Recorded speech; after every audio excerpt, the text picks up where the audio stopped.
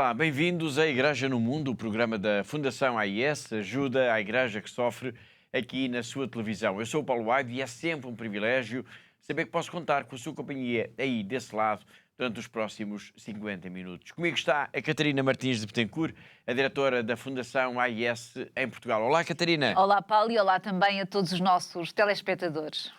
I had never wanted to be a missionary, and I really wanted to have a family as well. But the desire for God and for religious life was greater. I sold the car, spent all the money that I had, went off to Australia, had a great time, and the next week I joined the Loreto Sisters. Não queria ser missionária, mas sim ter uma grande família. Só que, como costuma acontecer, Deus trocou as voltas e agora Orla Tracy é religiosa, vive no Sudão do Sul e a sua história é inspiradora. Ela vive entre o povo Dinka, um povo que ainda hoje tem uma memória carregada de dor e sofrimento por causa dos mais de 20 anos de guerra civil. Aliás, foi pouco depois de se ter conseguido a paz que a irmã Tracy chegou ao país. Esta história é inspiradora, faz parte da campanha da Quaresma da Fundação AIS, em que queremos mostrar como é o trabalho, como é a vida dos missionários nos 4 cantos do mundo. Estes homens e mulheres de carne e osso são verdadeiros heróis. Mas hoje vamos começar pelo Paquistão. Depois de, na semana passada, termos dado uma notícia muito boa, a absolvição pelo tribunal de 2 enfermeiras acusadas de blasfémia, hoje voltamos à triste realidade da vida dos cristãos neste país. E a notícia é que um tribunal rejeitou o pedido de libertação de uma menina cristã de 13 anos, raptada e forçada a casar. Catarina, isto aconteceu quando? Bom, Paulo, foi em julho do ano passado, no Punjab, e a Maria Shabaz, é este o nome desta menina cristã, foi então raptada, foi forçada a converter-se ao Islão e a casar com o próprio sequestrador, um homem muçulmano, Paulo. Muito bem, e entretanto o que é que aconteceu? Nós sabemos que o tribunal rejeitou, entretanto, o pedido apresentado pelos pais da menina para a sua libertação. Sim, exatamente, Paulo. O que está em causa agora é saber se ela casou e converteu-se ao Islão por livre vontade ou se foi, por outro lado, forçada a isso. A história, Paulo, e há centenas de casos assim, semelhantes a este desta menina, todos os anos, e, portanto, a história diz-nos que os juízes, por norma, são mais permeáveis à versão dos raptores do que aos argumentos apresentados pela família das vítimas. Bom, mas neste caso, antes ainda de se apurar o que a rapariga terá feito, é preciso determinar se ela tem mesmo, como dizem os pais, 13 anos de idade. Porque se ela tiver 13 anos, é considerada, obviamente, como menor e a própria lei do Paquistão não permite o casamento. Exatamente, Paulo. E os pais desta menina apresentaram, de facto, uma certidão de nascimento, a certidão de nascimento desta menina, mas o tribunal não aceitou esse documento e, no entanto, e isso é também perverso, Paulo, é porque o tribunal aceitou como válido uma declaração da própria menina em que ela afirma que se tinha convertido ao Islão e que se tinha casado de livre vontade. Então, e o que é que diz a família sobre isto? Bom, diz o óbvio, Paulo. Ele diz que ela é apenas uma criança e que, por isso, nunca poderia ter assinado um documento desta natureza, desta forma, e que a existir, de facto, este documento só poderá ter sido assinado sob coação, claro. Claro. Obrigado, Catarina. Entretanto, este caso provocou já várias reações e Joel Amir Saotra, que é um destacado dirigente da comunidade cristã e que ainda recentemente esteve em Portugal, ele enviou-nos um comunicado sobre o que diz ser a dolorosa realidade dos raptos e casamentos forçados no Paquistão. Já vamos falar disso, mas para já vamos escutar Fausto Biloslavo. Ele é um jornalista italiano que se tem evidenciado na denúncia desta realidade que atinge, acima de tudo, raparigas cristãs e hindus, que são as 2 principais minorias religiosas no Paquistão.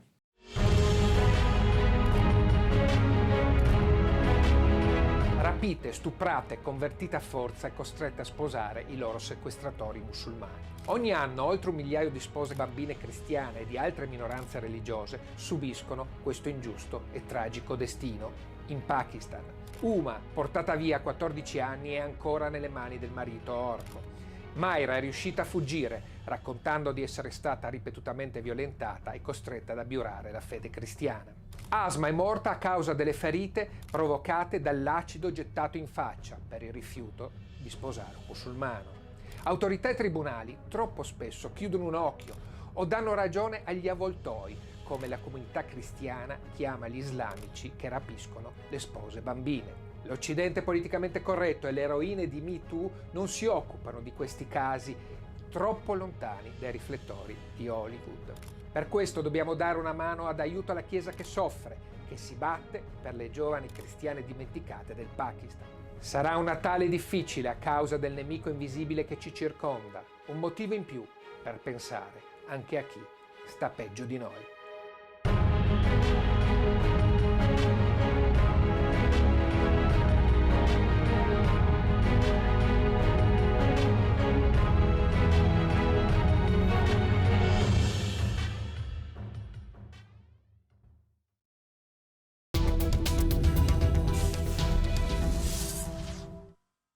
Foi Fausto Biloslavo a denunciar então a situação trágica que se vive no Paquistão, em que centenas de raparigas cristãs e hindus são raptadas todos os anos, são violentadas, forçadas a casar e a converterem-se ao Islão.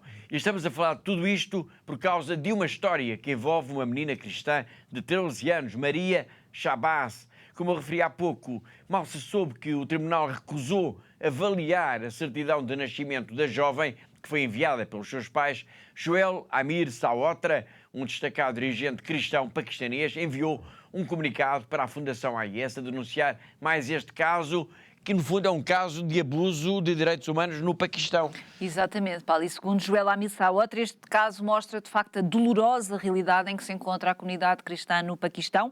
Ele diz mesmo que as crianças, especialmente as raparigas, não é? Que já não estão mais seguras no Paquistão, que as famílias vivem com medo do que lhes possa acontecer e que este não é um caso isolado, mas sim é uma tragédia que se repete quase diariamente. Aliás, o Joel Amir Saotra diz mesmo que a defesa das crianças raptadas é, acima de tudo, um dever moral. Sim, ele diz isso mesmo, portanto, que proteger as crianças não é, nem pode ser uma questão religiosa, mas sim é uma responsabilidade, é um dever moral e que todos devem, de facto, estar empenhados nesta denúncia destas situações semelhantes a esta, porque o silêncio é sempre cúmplice e só favorece, claro, a injustiça. Paulo. Exatamente. De facto, são muitos os problemas que a comunidade cristã enfrenta no Paquistão.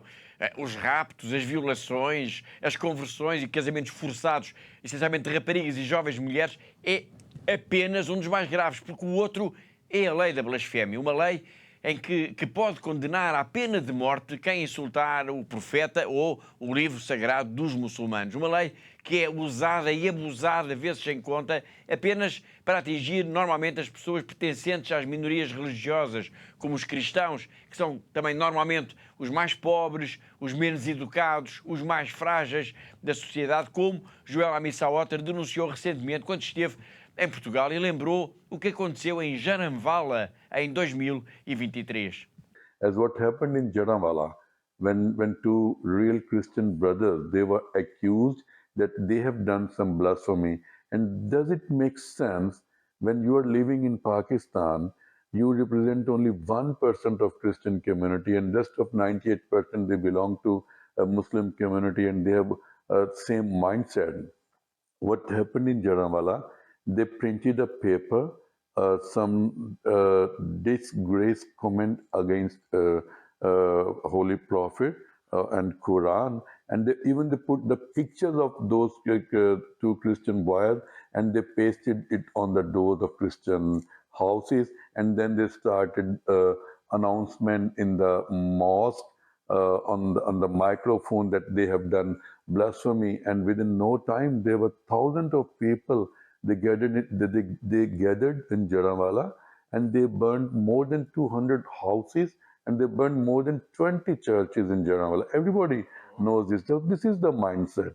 So we really need that if there is, unfortunately, if there would be some, if someone is accused that he has done something for blasphemy or something else, there must be some fair trial. There must be some fair investigation. If he has done, then we need to follow the law of the country. But if he is innocent, and in most cases, like out of 100, more than 99%, I truly believe that all cases are fake and it all based on personal revenge.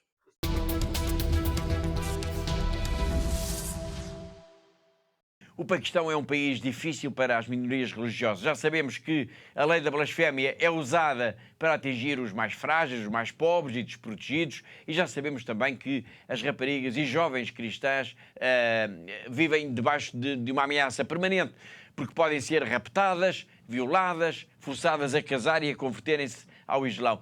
E é neste contexto que vamos agora ao encontro de uma mulher incrível, uma religiosa sem medo, e que pertence à congregação das Filhas de São Paulo e que trabalha na única, ouviu bem, na única livraria católica em todo o Paquistão. Uma livraria que até já foi atacada à bomba há uns anos, mas nada disso arrefece a confiança e o entusiasmo da irmã Gásia.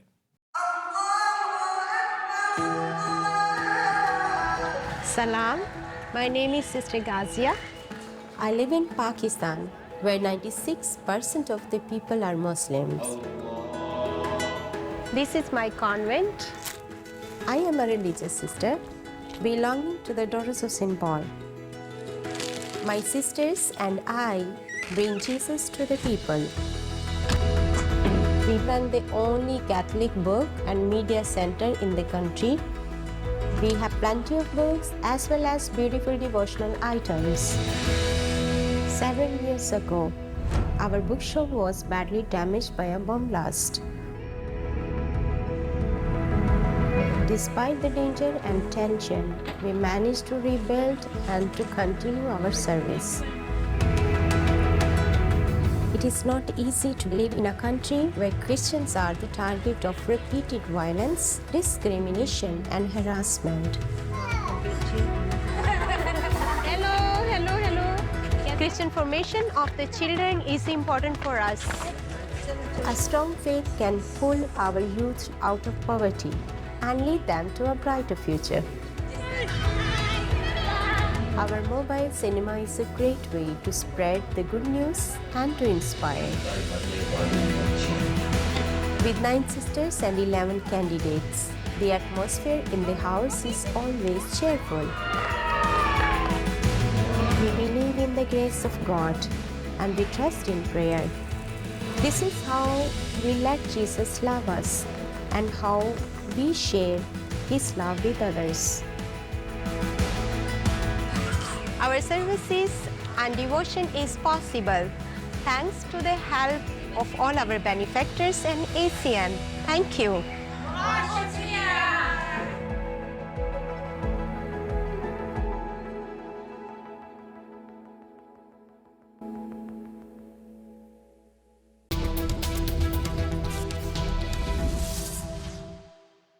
Do Paquistão, onde escutámos mesmo agora a irmã Gásia, vamos agora continuar a mapear o mundo no que diz respeito às questões da liberdade religiosa e muito concretamente em relação à prisão e assassinato de sacerdotes. A Fundação AIS fez um estudo sobre o que aconteceu no mundo em 2025. Na semana passada nós explicámos que houve até uma queda no número de detenções, mas em contrapartida houve um aumento das mortes violentas. Hoje vamos centrar a nossa atenção num país de que se tem falado muito pouco por aqui, mas que é um país muito importante, a China.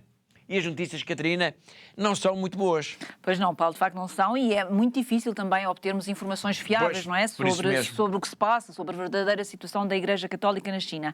Mas de acordo então com os dados deste relatório da Fundação AIS, havia 14 sacerdotes e religiosos que estavam de alguma forma detidos durante o ano de 2025. Certo. Embora um deles, Paulo, o bispo Gyulu Jia Zigu, tenha falecido de causas naturais a 30 de outubro, e depois temos um outro bispo, que é o bispo Agostinho Kyutai, que terá sido libertado porque o Vaticano decidiu suprimir a sua diocese, e depois há ainda 3 outros bispos, Paulo, que se acredita que estarem atualmente privados de liberdade. E são eles o Vicent Gu Qijing, de Mindong, Joseph Zhang Zaizu, de Xinjiang, e James Su Zimin, de Baoding, que embora não se saiba ao certo se estará vivo ou não, porque já terá 92 anos, teria feito 92 anos em 2025, Paulo. Obrigado, Catarina, e obrigado também por este esforço que é sempre tão difícil de ler estes nomes todos em chinês. Bom, A situação na China, de facto, é grave e o facto de haver muito pouca informação só faz mesmo aumentar ainda mais as suspeitas sobre a repressão das autoridades. E no relatório sobre a liberdade religiosa no mundo, que foi publicado pela Fundação AIS em outubro do ano passado, fala-se em 2 países em concreto, a China, claro, mas também a Coreia do Norte. Enquanto assiste a este vídeo, quase 2 em cada 3 pessoas no mundo vivem em países onde praticar a sua fé pode custar-lhes tudo. As conclusões do relatório sobre a liberdade religiosa 2025 da AIS revelam que este direito fundamental está mais ameaçado do que nunca.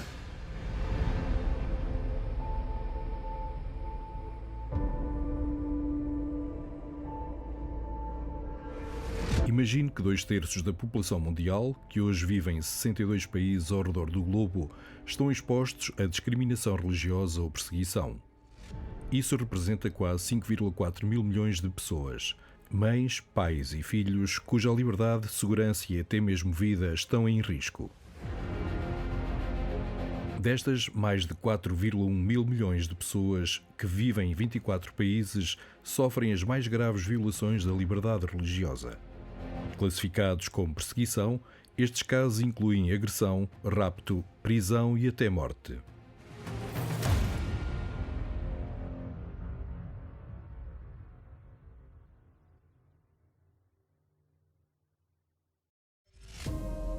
O controlo autoritário. Governos que consideram grupos religiosos autónomos como uma ameaça ao seu poder. Na Coreia do Norte, possuir uma Bíblia pode resultar em prisão perpétua ou execução. O programa Skynet da China, que controla cerca de 700 milhões de câmaras de vigilância, monitoriza todos os grupos religiosos.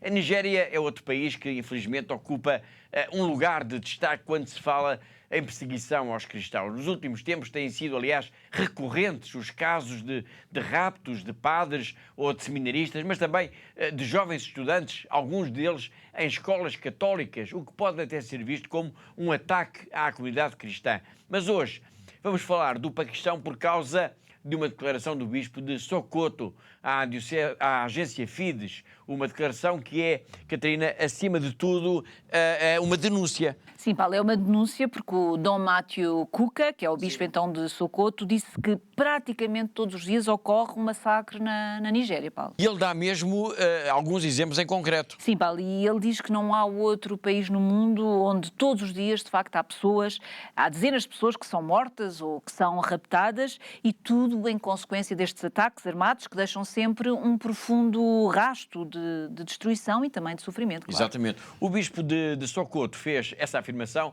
na semana passada, durante a apresentação da biografia do governador de Adamawa, do estado de Adamawa. Esta declaração é importante porque vem na linha, digamos assim, de outras afirmações igualmente poderosas por parte deste prelado. E uma delas foi proferida em outubro, em Itália, e precisamente num evento organizado pela Fundação AIS. É isso mesmo, Paulo, de facto é isso mesmo. E nesse evento, então, o bispo de Sokoto sublinhou o clima de terror que se vive na Nigéria, em especial na região norte da Nigéria, que é a região mais atingida pelos grupos jihadistas, os grupos terroristas de inspiração jihadista, como é, por exemplo, o caso do Boko Haram, não é? E o bispo referiu mesmo, e que é de facto uma afirmação também muito forte que ele fez, que neste momento corre um rio de sangue na Nigéria, Paulo. Exatamente. Obrigado, Catarina. Vamos então recuperar essas palavras do bispo de Sokoto à Fundação AIS em outubro do ano passado. Even at the best of times, the situation in Nigeria has been difficult and the difficulties stretch over a long period of time. But things have gotten progressively worse in the last 10 or 15 years, especially with Boko Haram and the government's inability to control the excesses of jihadist groups spread across most of West Africa, but that are congregated around Nigeria and wreaked quite a lot of havoc. They started off destroying churches, targeting Christian religious leaders across the northern Nigeria. And somehow they gained strength, and subsequently, perhaps as their interests began to become different, they started attacking Muslims who didn't think the way they thought. Today, we now have a sea of blood across, most parts of northern Nigeria.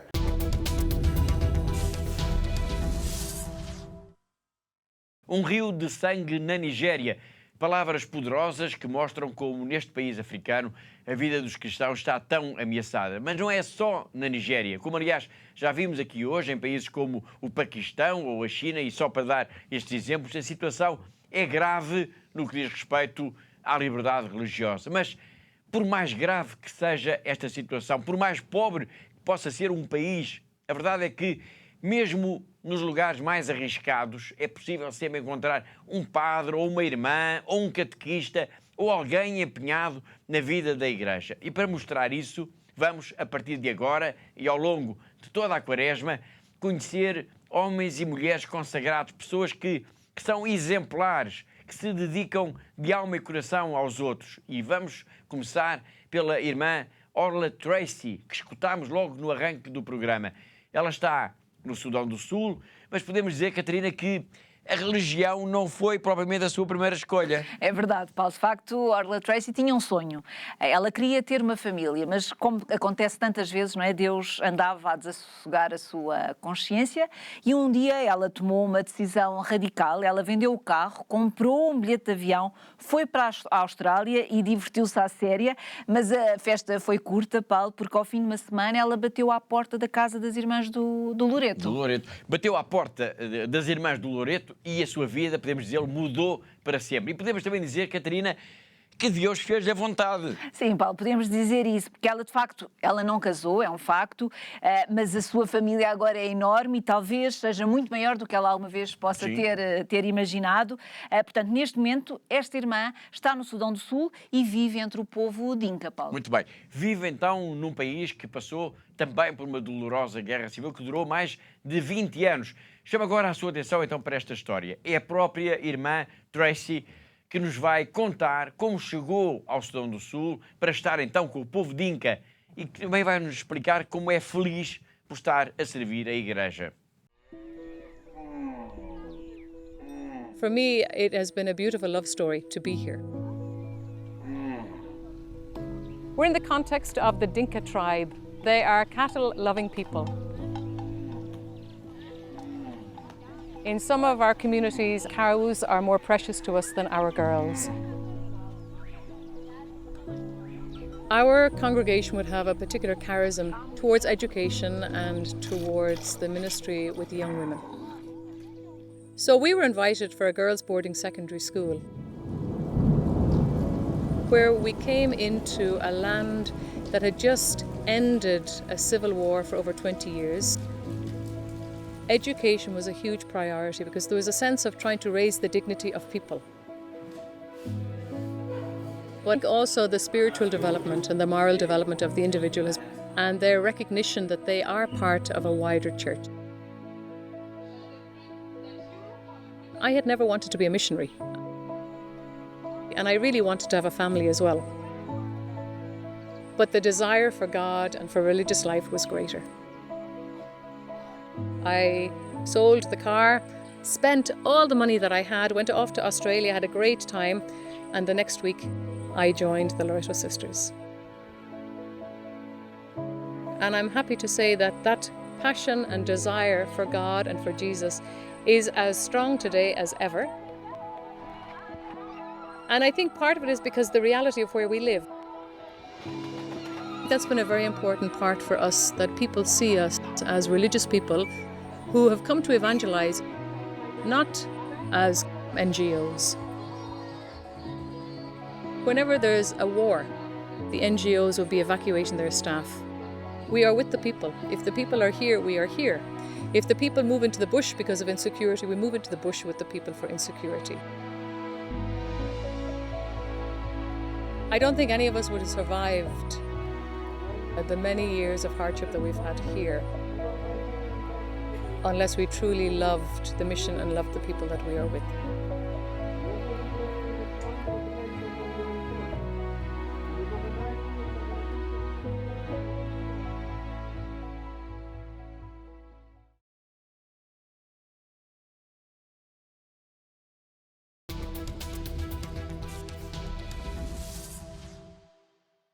Há pessoas assim como Orla Tracy, pessoas desconcertantes, generosas, afáveis, Não deve ser fácil o trabalho desta irmã, mas ela está feliz. O povo Dinka adotou-a. Agora é a sua família. A igreja é assim. Chega aos lugares mais inóspitos e fica. Essa é a verdadeira missão. Estar com as pessoas. Uma missão que só é possível graças a homens e mulheres extraordinários como Orla Tracy, que um dia bateu à porta das Irmãs do Loreto para começar uma vida nova.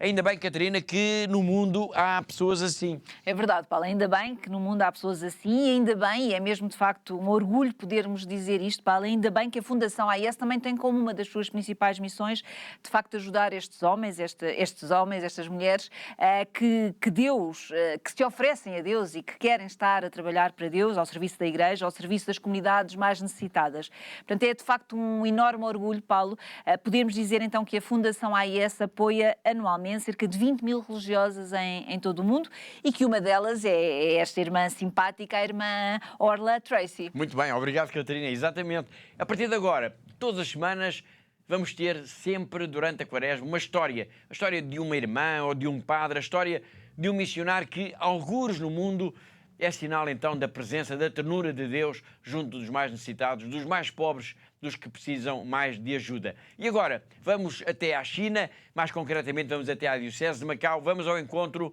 do nosso correspondente, o jornalista José Miguel Encarnação. E atenção, fica já aqui a nota de que daqui a pouco, depois do intervalo, voltaremos a Macau para lhe contarmos uma história extraordinária, a história de um padre que está a caminho dos altares e ficou conhecido como o Anjo dos Leprosos. Mas isso é só daqui a pouco. Para já vamos ao encontro do José Miguel Encarnação.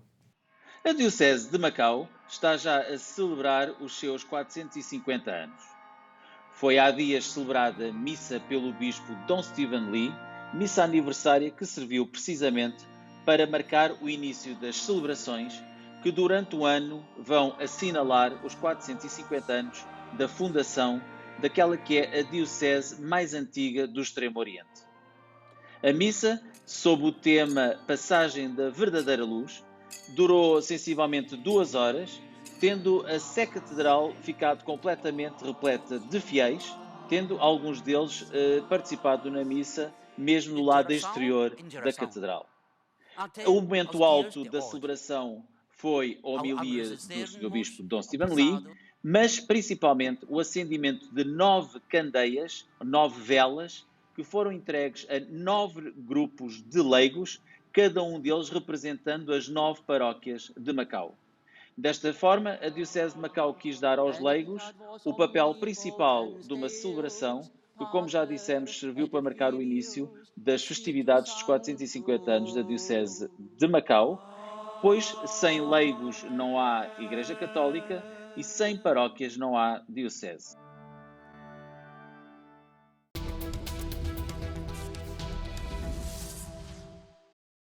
Foi José Miguel Encarnação, o nosso correspondente em Macau, na China, e assim então chegamos ao fim da primeira parte de Igreja no Mundo. Na segunda parte vamos falar da campanha que a Fundação AIS lançou aqui em Portugal para a reparação das centenas de igrejas e capelas e centros paroquiais que ficaram destruídos ou danificados com as tempestades. E vamos então conhecer a história extraordinária do sacerdote que viveu em Macau e ficou conhecido como o Anjo dos Leprosos. Vale a pena ficar aí só para conhecer esta história, uma história impressionante de um homem de coração gigante. Muitas coisas para falar ainda, depois então de um breve intervalo. Até já!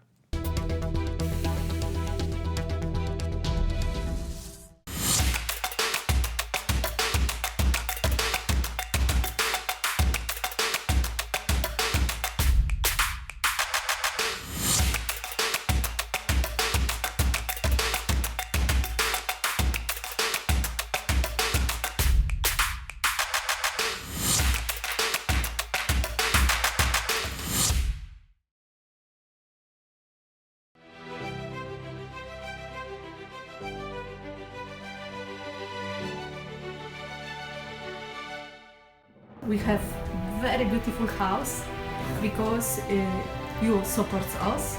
So thank you very much. Thank you. ACN apoya a sacerdotes en todo el mundo con intenciones de misas que nos ayudan tanto espiritualmente como materialmente, para nuestro propio bien y el bien de nuestras comunidades.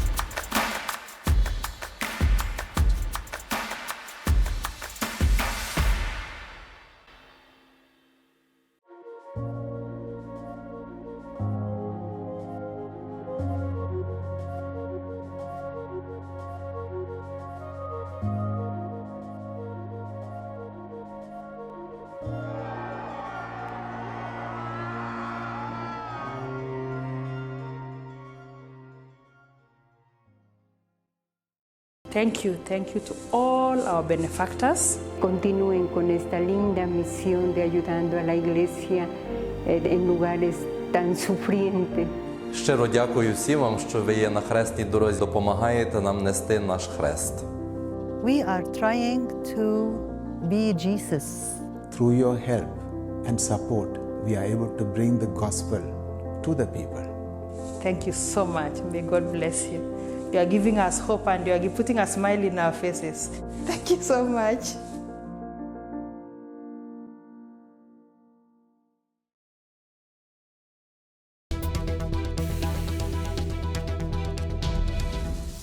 Em pleno século XXI existem pessoas comuns, pessoas como nós, mas que arriscam a vida pela sua fé. São autênticos heróis. Todos os dias, homens, mulheres e até crianças enfrentam violência, o próprio medo para se manterem fiéis àquilo que é mais importante. Eles merecem o nosso maior respeito. A Fundação AIS existe para eles, para todos eles, para cada um deles. Está a tornar-se cada vez mais difícil para os cristãos de todo o mundo praticar e viver a fé.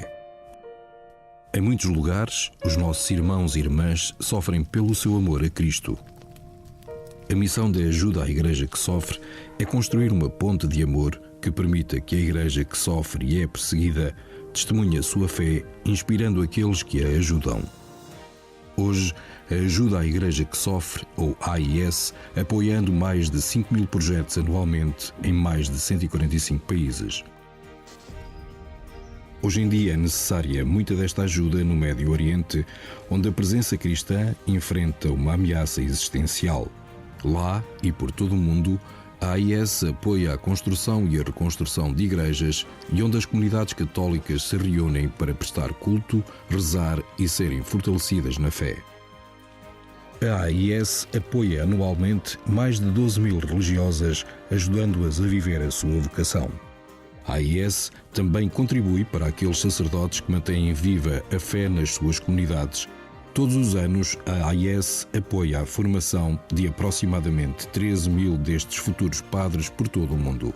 A AIS apoia a tradução, impressão e distribuição de mais de 51 milhões de cópias da Bíblia para crianças em 190 línguas. A AIS recebe pedidos de ajuda não só para livros, mas também para estações católicas de rádio e de televisão. A cruz, o sinal da promessa de Deus, tem guiado o trabalho pastoral de ajuda à Igreja que sofre. É a cruz que também tem inspirado os benfeitores da AIS a ajudar aqueles que não conseguem levar as suas cruzes sozinhos. Eles estão a ser testados na fé. Nós estamos a ser testados no amor.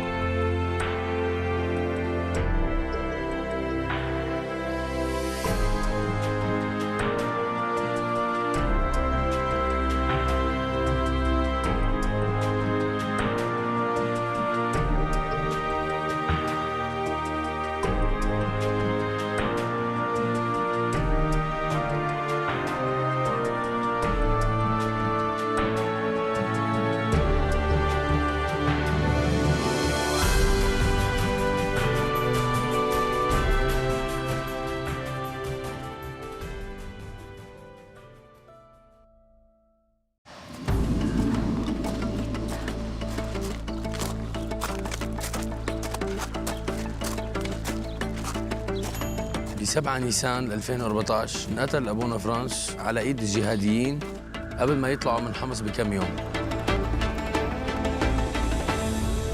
كان هو الراعي الحقيقي اللي ما تخلى عن رعيته.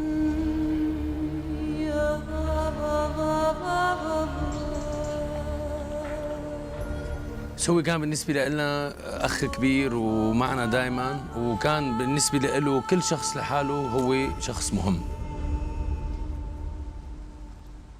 وإلى الأمام. إلى الأمام، الكلمة لساتنا لهلا عم نسمعها كان يقلنا إياها أبونا فرانس. وقت كنت صغير مراهق كنت عايش بمدينة حمص، كان أبونا فرانس ياخذنا مسيرات على جبال وادي النصارى.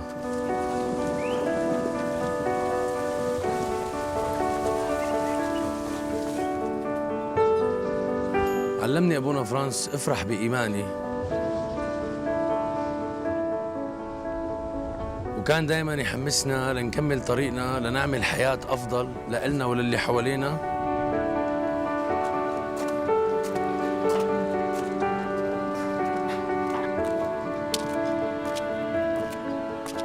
بدون ما نخسر إيماننا. حتى جيرانه الإسلام اللي ضلوا حد الدير ما تركهم، كان يقدم لهم أي شيء بيقدر عليه من أكل ومأوى.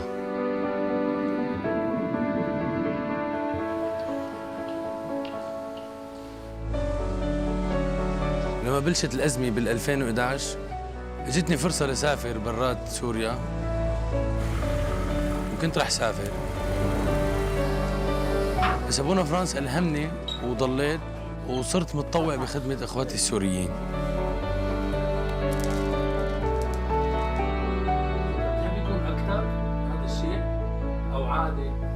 إلى الأمام، كلمة إلى الأمام صار لها معنى تاني بالنسبة لي. رجاء أبقوا مع المسيحيين بسوريا وساعدونا ليبقى الأمل والإيمان عايشين عند الناس اللي خسرت كل شيء، عشان يعرفوا إنه الله ما رح يتخلى عنهم مثل ما عمل أبونا فرانس.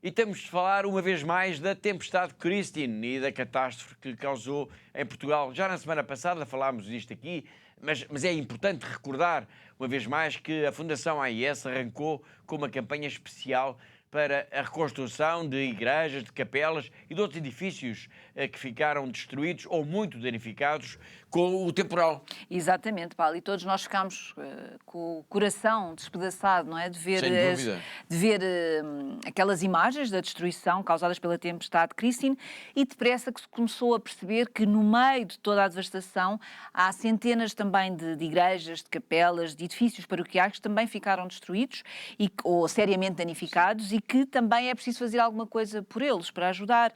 E para isso, então, a Fundação AIS lançou aqui em Portugal esta campanha, uma campanha de emergência, para se conseguir, então, no mais curto espaço de tempo, Paulo, recuperar estes edifícios que estão no centro, como sabemos, das comunidades locais, não é? Exatamente. Uma iniciativa que, também, como já aqui dissemos, teve logo no arranque um eco extremamente positivo por parte da Igreja, nomeadamente de Dom José Ornelas, que é o presidente da Conferência Episcopal, que agradeceu a generosidade dos benfeitores da Fundação AIS. Mas nós temos uma declaração que vamos escutar já de seguida de Marco Daniel, que é o responsável pelo património cultural da Diocese de Leiria Fátima, que foi a diocese mais atingida e que fala mesmo em catástrofe. E eu lanço já aqui, a propósito disto, do número da semana. E o número é 45, porque são 45%, Catarina, os lugares mais afetados nesta diocese por causa da catástrofe. Exatamente, Paulo, e é de facto um número muito expressivo, não é? E que diz bem também desta dimensão, desta tragédia de que se abateu sobre esta região centro de Portugal, e tal como somos todos chamados, Paulo, a ajudar todas as pessoas, a população que perdeu os seus bens, que perderam tudo o que tinham, alguns perderam entes queridos, portanto também não podemos ficar indiferentes à desolação em que se encontram de facto algumas das nossas igrejas, as nossas capelas, os lugares onde nos ajoelhamos a rezar, os lugares onde nós aprendemos o que é o amor, o que é a ternura de Deus. E, portanto, esta campanha da Fundação AIS tem esse objetivo, que é de facto ajudar a devolver ao povo as suas capelas, as suas igrejas, as suas paróquias. Paulo. Exatamente. Obrigado, Catarina. Vamos então escutar Marco Daniel, que é o responsável do património cultural da Diocese de Leiria Fátima. Estas palavras são palavras de apelo. Como é conhecido de todos, infelizmente, a Diocese de Leiria Fátima foi assolada por uma grande catástrofe que deixou grande parte do património diocesano em ruína. Estamos habituados a dizer que somos uma igreja em construção. Neste momento também somos uma igreja que precisa de reerguer as suas igrejas, capelas, lugares de culto. O levantamento que o Departamento do Património Cultural da Diocese de Leiria Fátima já levou a cabo e que ainda não está completo, permite já dizer que cerca de 45% dos lugares de culto foram afetados por esta catástrofe. É importante agora que todas as mãos possam ajudar a construir, a reconstruir, a restaurar estes lugares onde as comunidades se reúnem para celebrar a sua fé. Fica o apelo e o agradecimento a todos aqueles que, a partir da Igreja, da ajuda à Igreja que sofre, vão querer ajudar estas igrejas locais, estas igrejas que compõem a Diocese de Leiria Fátima. O agradecimento é obviamente feito a partir do Bispo desta Diocese, Dom José Ornelas Carvalho, que me pede, enquanto diretor do Departamento do Património Cultural, que faça chegar este apelo a todos aqueles que quiserem colaborar com as comunidades que neste momento não têm onde rezar. Muito obrigado.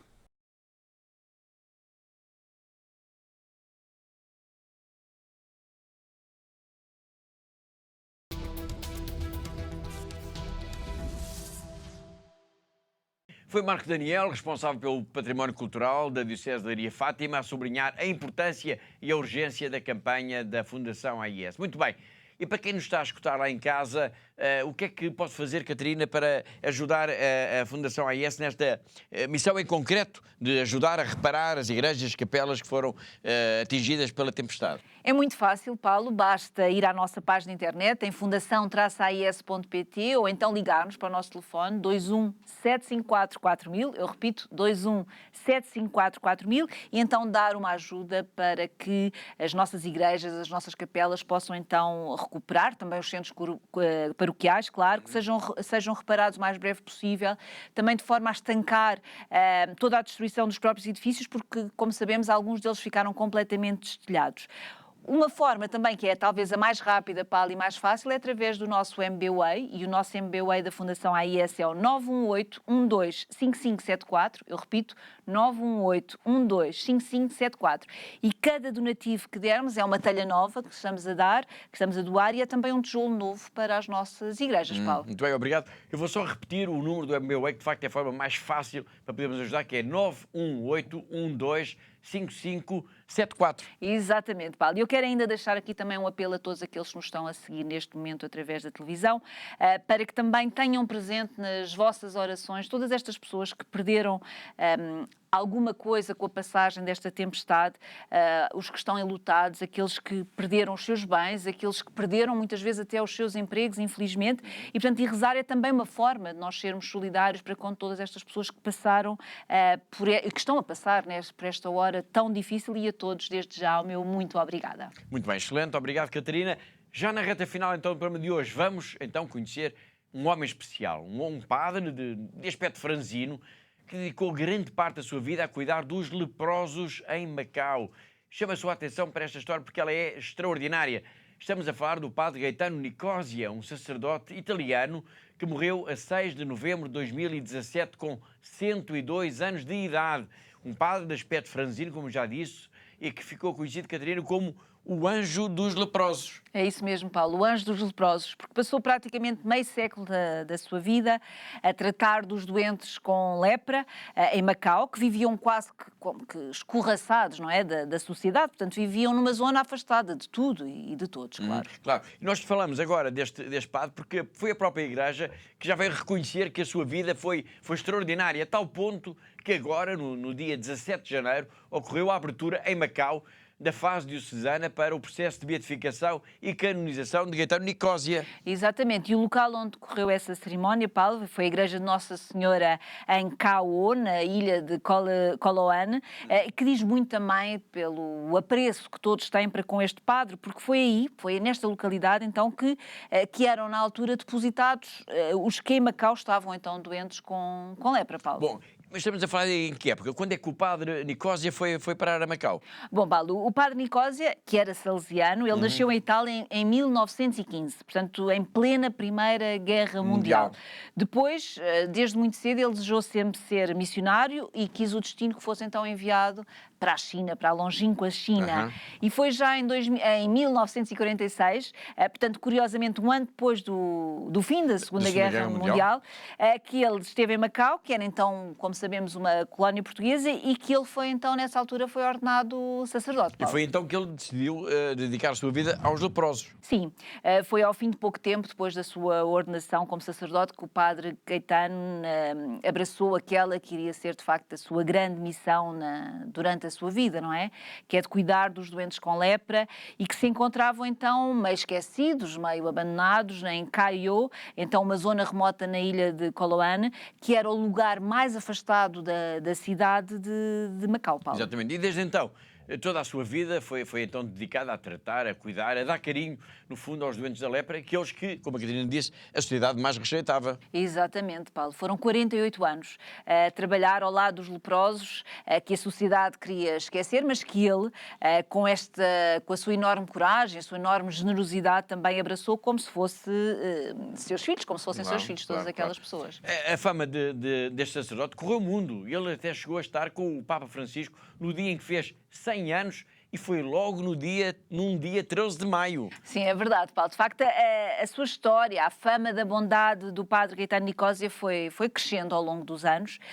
Primeiro para fora dos limites da própria leprosaria, em Coloane, estendendo-se depois, ao longo do tempo, a todo o território de Macau. Depois foi Hong Kong que o ficou a conhecer, e depois, finalmente, foi todo o mundo, não é, que o ficou a conhecer. E como Paulo disse, então, no dia do seu aniversário, no dia dos seus 100 anos, portanto, a 13 de maio de 2015, o padre Nicósia esteve em Roma, esteve com o Papa Francisco, que o abençoou, beijando-lhe as mãos, Paulo. Muito bem, extraordinário, de facto. Vamos então agora recuperar alguns excertos de um documentário sobre a vida do padre Caetano Nicósia, um documentário que é precioso para quem quiser ficar a conhecer um pouco mais a história deste homem frágil, deste padre que amou e dedicou quase toda a sua vida aos leprosos de Macau, pessoas que eram, isto em pleno século XX, tal como no tempo de Jesus, os excluídos da sociedade. Um documentário que nos vai levar agora até ao dia em que Nicósia decidiu que queria ser missionário, o que levou então a partir para Hong Kong e depois para Macau, para o início da aventura de amor que iria mudar para sempre a sua vida e também a vida de dezenas e dezenas de leprosos. Marcelo was very beautiful and the Salesian spirit there was strong. It was there that I had my calling to depart as a missionary. I could not imagine becoming a priest because a priest was a very important figure, with high standards and a high image. That was for VIPs only, and I was a simple boy, a farmer, so I said I would like to be sent on a mission abroad. Yes, I wanted to become a Salesian missionary, but not in Italy indeed, not in Sicily, but abroad. More than 200 missionaries went abroad in 1934 and 1935 to celebrate Don Bosco's sainthood. They went to China.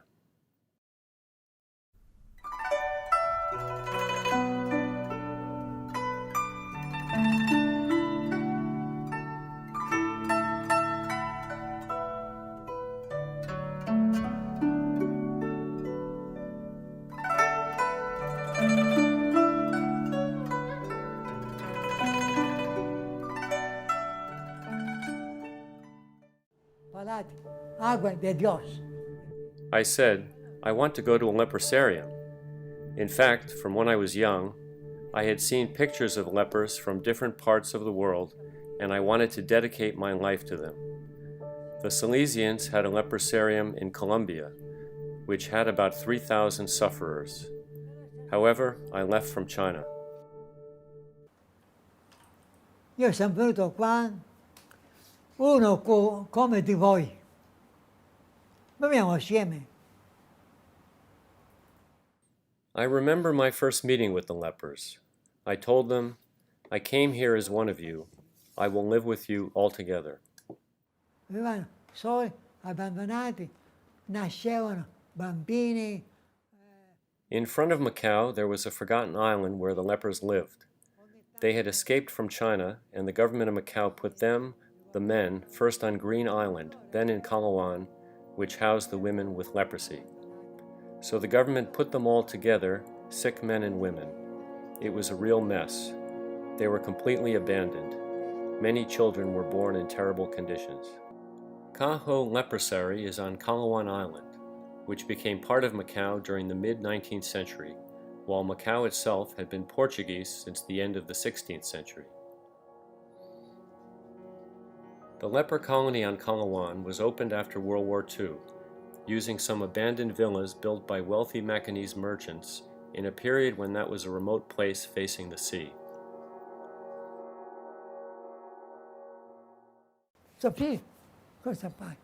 So a new life started. My first rule was, we are men like all the others. They were the lowest category of mankind, in fact, and you could write at the entrance, abandon hope, you who enter here. Nobody exited. Not even the doctor entered there, and surely nobody dared to sign the exit permits for those who were completely healed. So they all died there, and someone, it is hard to say, committed suicide by throwing themselves from the gorge. No hope, no sense. The second rule that I established was, if I'm healed, I can go away. The third rule was, we must live a normal life by celebrating the Mass, cultivating the land, rearing hens and animals, electing representatives, holding meetings, celebrating festivals and Christmas, and so on. The church was built by Tuscan architect Asio Akanchi, a resident of Macau since the 1930s, as well as a sculptor and an architect.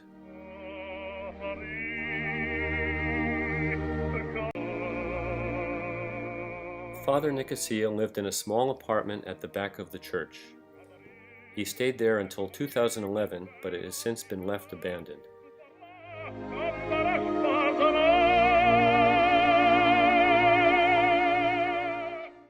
A wonderful bronze Christ on the cross and Mary holding Jesus were donated by the great Italian sculptor Francesco Messina.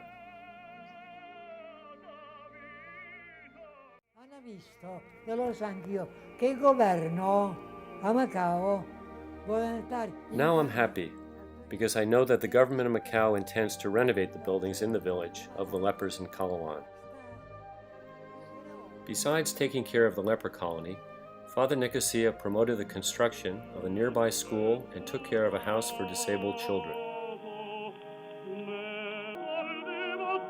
The chapel of St. Francis Xavier was built in 1928 on the southern part of Kalawan.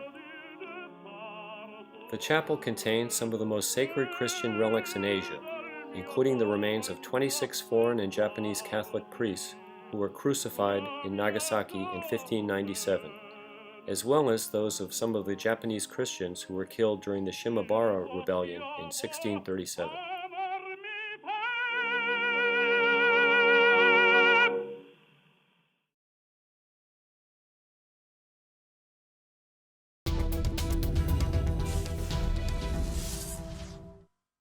Foi um excerto do documentário sobre o padre Gaetano Nicósia, o anjo dos leprosos de Macau, cujo processo de beatificação e canonização está a decorrer. E assim, com esta bela e inspiradora história de amor, chegamos ao fim do nosso tempo. Todas as semanas marcamos encontro aqui porque há uma igreja que precisa da nossa ajuda. Agradeço a presença e a colaboração da Catarina, assim como de todos que ajudaram a produzir, a editar e a levar até si este programa. E quanto a mim, Paulo Aide, resta-me dizer que foi um gosto, como sempre, saber que esteve aí desse lado na nossa companhia. Despeço-me com amizade. Até à próxima semana, se Deus quiser.